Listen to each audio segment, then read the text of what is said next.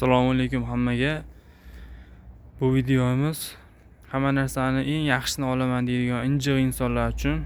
Sababini videoni oxirigacha ko'rsangiz bilib olishingiz mumkin. Mana bu zamburg'alta xo'jalikda ishlatish va qurilishda foydalanish uchun juda ham qulay qilib ishlab chiqarilgan, konteyner listdan tayyorlangan, turbalari turbaga bitta bukilgan, pachaq bo'lgan, jirim tushgan joylari yo'q.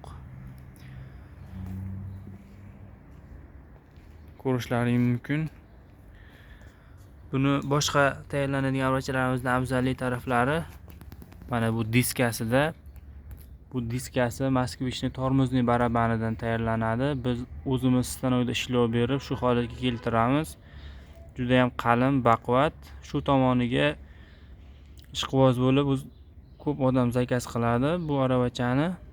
Endi diska Moskvichlar kamayib ketganligini hisobiga tormozli baraban bu topish qiyin. Shuning uchun kamroq tayyorlanadi bundan, lekin hozircha yetkazib beryapmiz so'ragan insonlarga.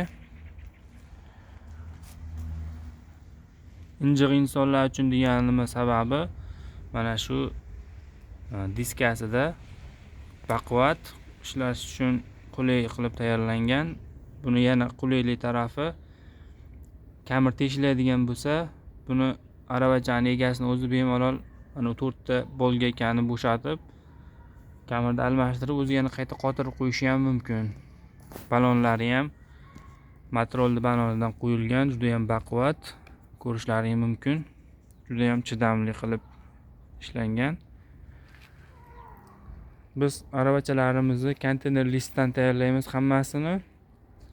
Buni faqat svarka qilingan joylari kraska qilinadi, qolgan joyi o'zi konteynerda kraskasiligicha qoladi. Sababi konteyner listdan tayyorlanganligimiz bilinib turishligi uchun. Kraska qiladigan bo'lsak, oddiy list deb o'ylashlari ham mumkin klientlarimiz. Shu aravachani siz nech pulga olgan bo'lardingiz? Taxminingizni izohga yozib keting.